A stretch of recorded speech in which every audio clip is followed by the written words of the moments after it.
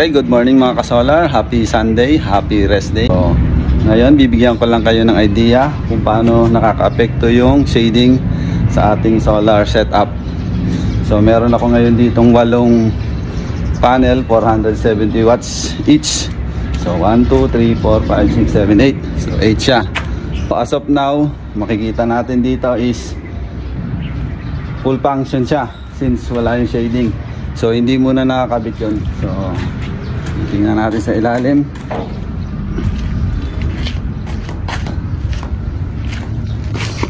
Ayan. Actually, dyan ko muna. So, 6 lang yung kinabit ko.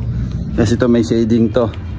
So, titingnan natin yung kanyang harvest sa 6 na panels. Walang shading. Kompleto. So, titingnan ko muna. So guys, ito yung ating system. So as of now, 6 ang nakakabit. 1.9 ang kanyang harvest. So yan, 1.9. Sa PB2 nga pala siya, string 2. So yan, i-refresh natin. Tingnan natin.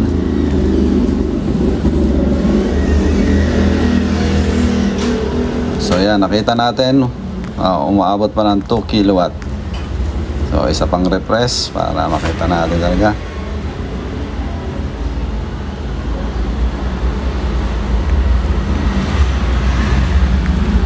Isa pang refresh. So 2 kilowatt almost talaga. 6 na panel, 470 watts times 6 is equals to 2.820. So nakaka-generate tayo ngayon ng 2.2 kilowatt as of 10:11 AM. So ngayon, subukan naman natin. Ikakabit natin yung dalawa. Yung isa doon may shading. Tingnan natin kung paano makaka-affect sa ating solar harvest ng ating PV. Okay. Guys, ito, syempre, turn up natin. So, isolator muna. So, baba na rin natin to. So, string 2. Ayan. So, aakyat muna ako ulit guys. Ngayon guys, ito na. Yung 6 ang nakabit. Ito yung dulo. So, i-connect na natin itong dalawa.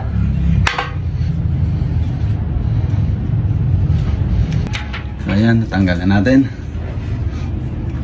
So, ngayon, ito i-connect natin. Series.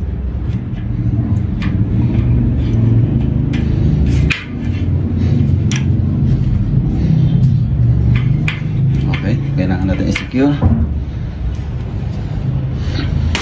So ngayon, ito yung isang dulo. Ito yung may shading na panel. So i-connect na natin. So ito yung dulo. Okay guys. So connected na yung 8 pieces. Pero yung isa ay may shading. So supposed to be dapat 8. So 470 times 8. So normally dapat tataas yung harvest. Pero since nga experiment natin is to may shading. So tingnan natin kung paano nakaka-apekto sa ating harvest. Kung alin ba ang mas okay. Yung 6 na walang shading or 8 na may shading. So napakalaking bagay nito. Tingnan natin ulit sa ating monitoring.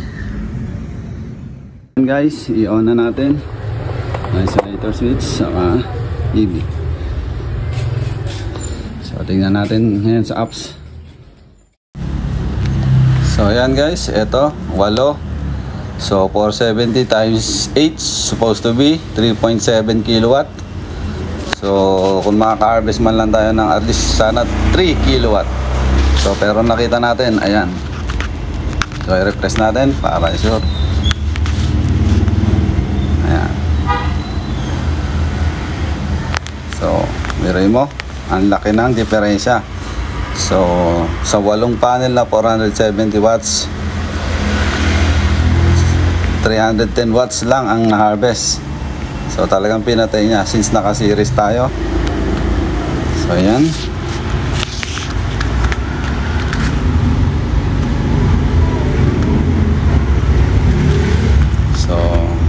Okay guys.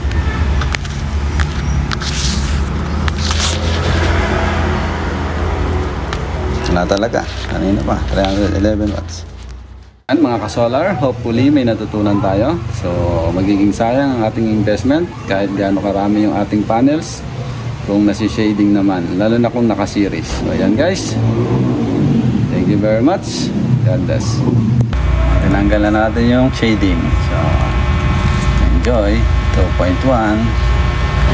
I-press natin mga kapatid.